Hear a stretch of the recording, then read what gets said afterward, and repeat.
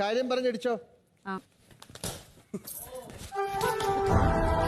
കാര്യം എന്താ?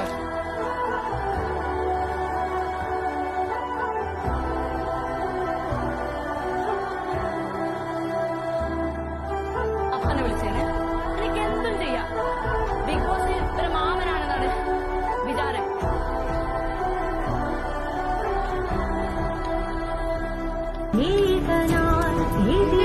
എപ്പോഴും ഇങ്ങനെ എല്ലാവരുടെയും വായിലിരിക്കുന്നത് വാങ്ങിച്ചു കൂട്ടുന്നത്. എത്ര പ്രാവശ്യം നിനക്ക് പറഞ്ഞു തന്നിട്ടും എന്താണ് നിനക്ക് മനസ്സിലാവാത്തത്?